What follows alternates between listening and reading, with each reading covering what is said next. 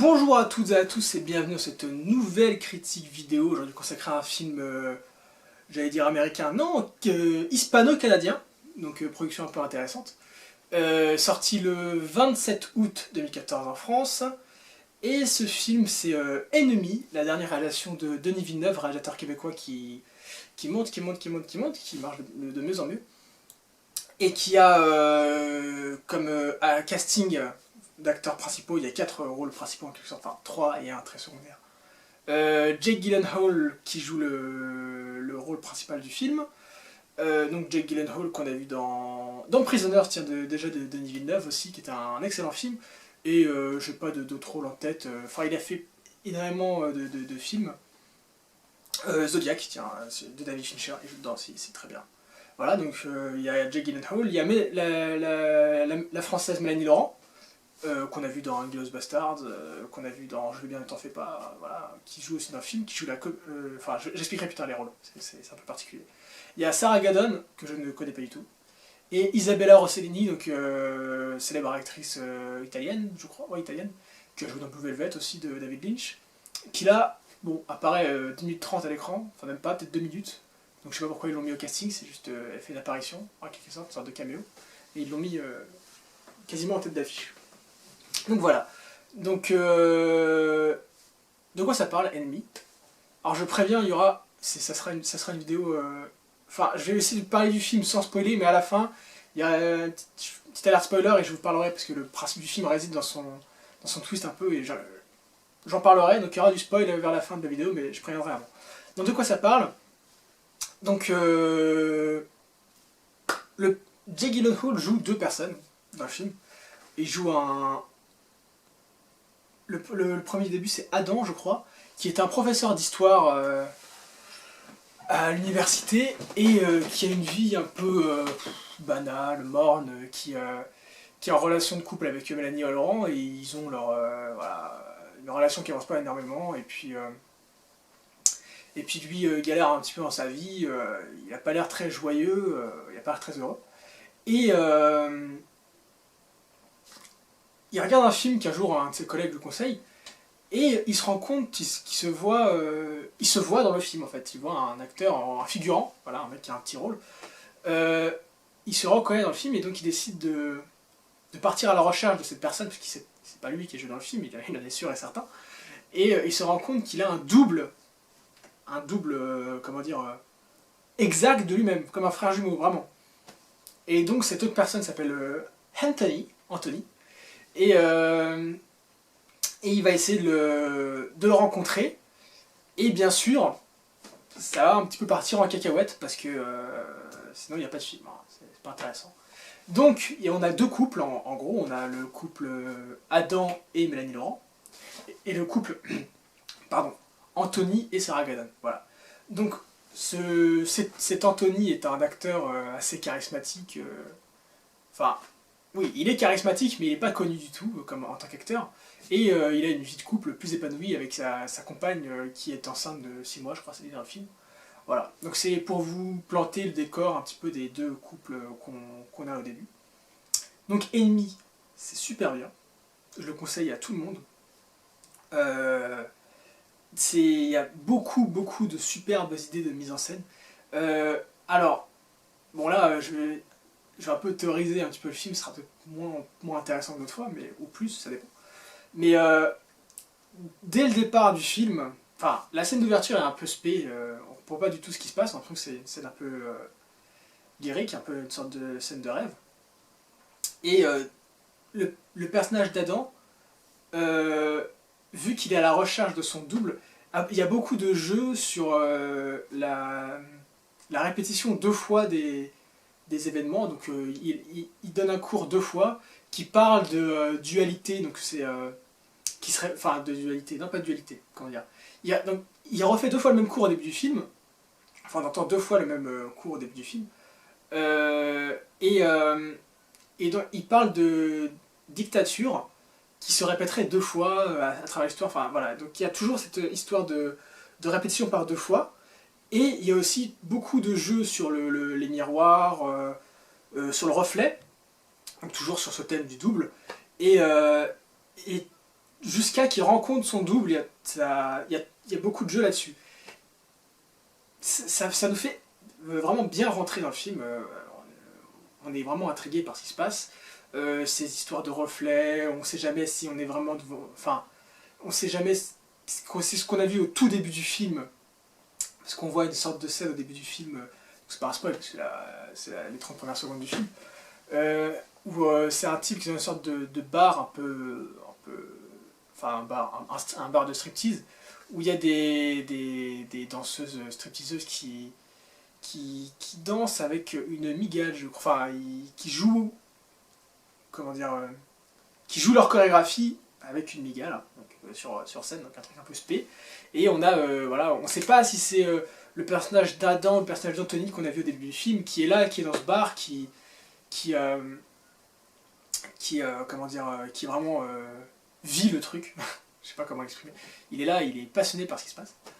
Et donc voilà, toute cette affaire de dualité dans la mise en scène et de questions de double nous fait poser des questions sur ce qu'on a vu au tout début du film. Donc voilà, c'est un film à énigme, voilà.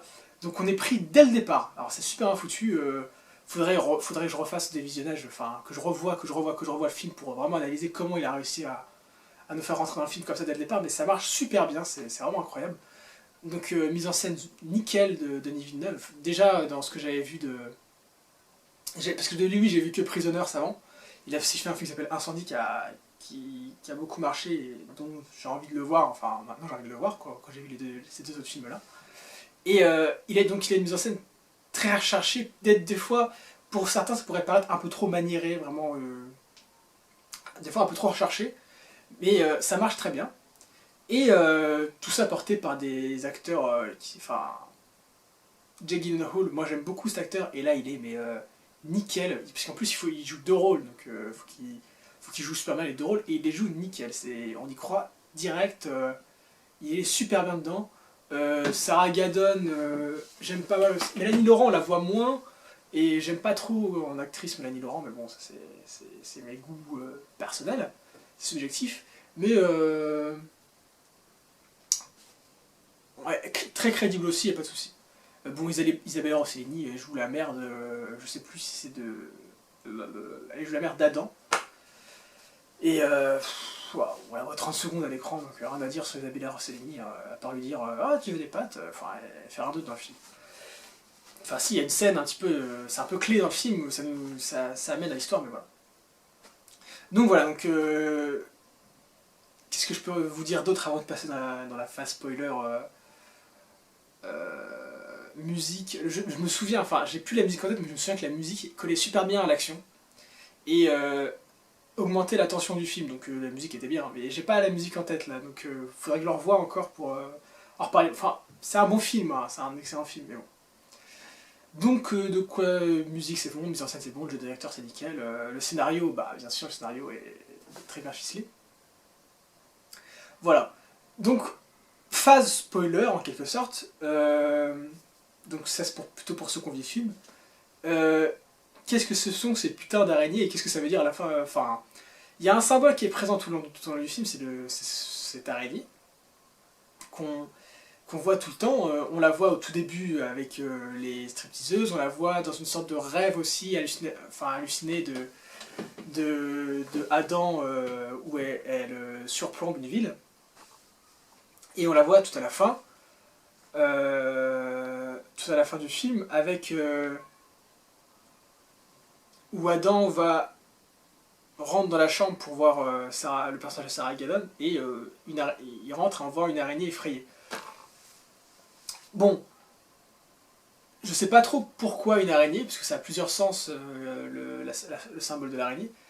Moi j'y vois enfin, c'est souvent ça reprend souvent les femmes dans le sens veuve noire, enfin la femme qui dévore les hommes, c'est souvent ce qui est représenté. Donc moi je vois ça, mais surtout pourquoi ce scénario final. Le film pose beaucoup de questions, je m'embrouille moi-même en expliquant. Mais moi quand je voyais le film, donc ça c'est interprétation plutôt personnelle, je voyais plus le film comme un film sur la schizophrénie, parce que on comprend assez vite dans le film que ce double, c'est pas vraiment une deuxième personne. Enfin, c'est un peu suggéré dans le film. On comprend que c'est pas une deuxième personne. Il y a plusieurs pistes, voilà, qui sont disséminées ici et là, qui nous font comprendre ça. Et on comprend que ce double en question, c'est un double psychique un peu de Adam. Voilà, donc au début, moi, enfin, pas au début, mais dans le film, je me disais, c'est de la schizophrénie ou. Parce qu'il y a des.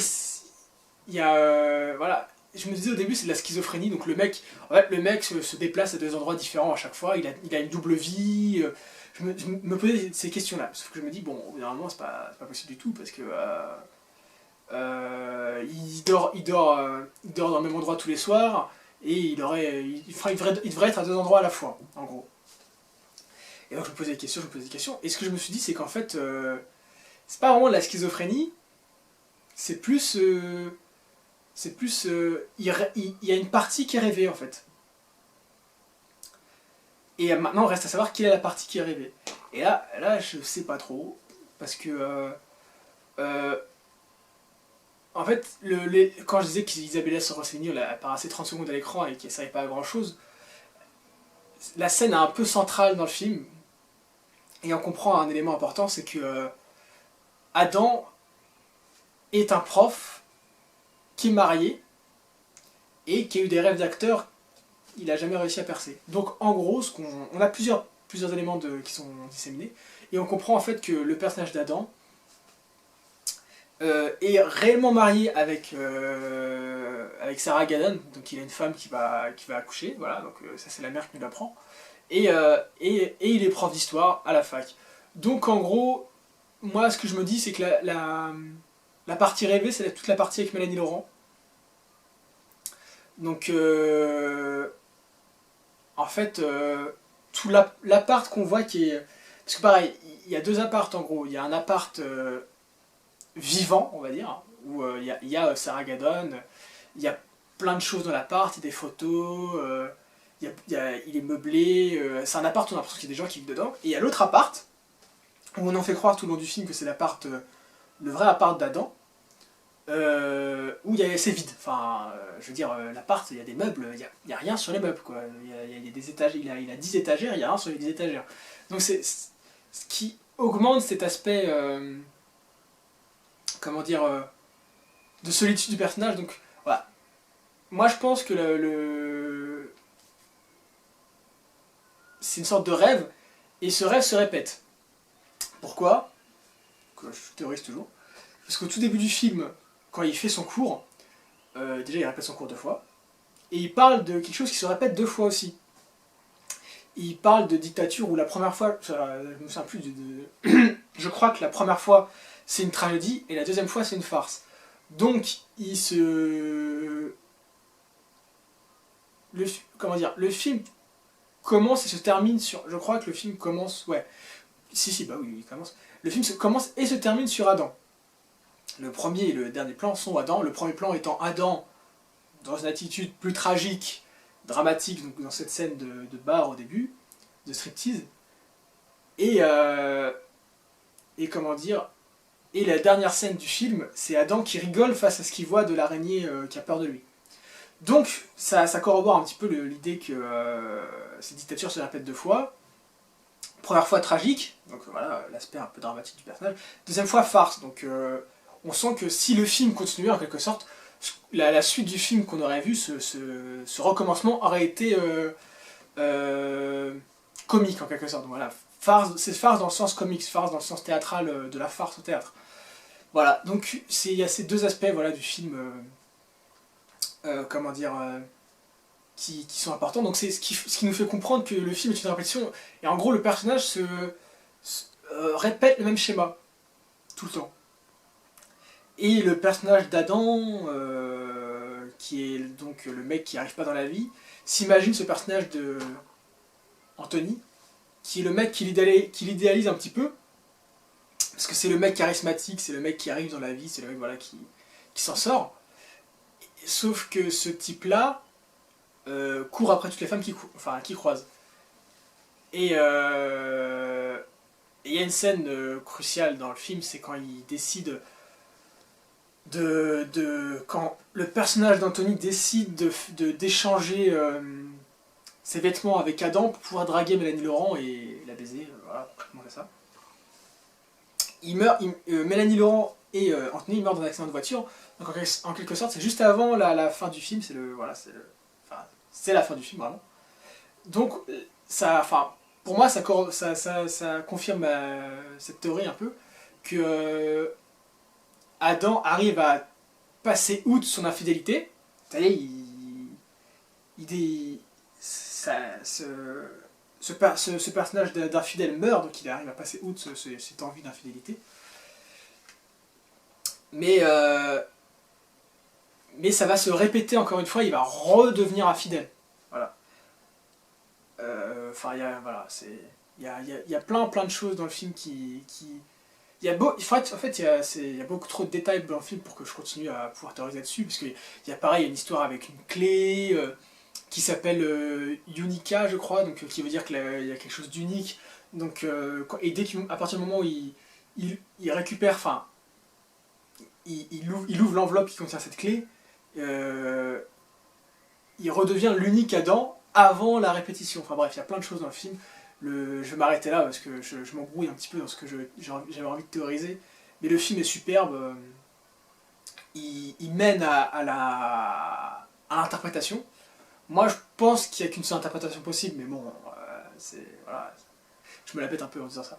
Je trouve qu'il y a une seule interprétation possible dans le film parce qu'il y a trop d'éléments disséminés dans le film pour laisser libre cours à une autre interprétation. Voilà.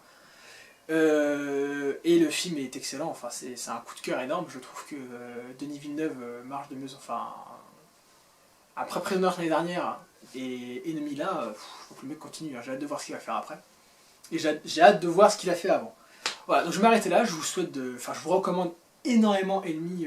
J'aurais dû le dire avant la phase spoiler, mais bref. Vous l'aurez compris, c'est un superbe film. Je vous conseille, je vous souhaite d'aller voir d'autres films, d'autres bons films, d'excellents films. Et je vous dis à une prochaine. Ciao!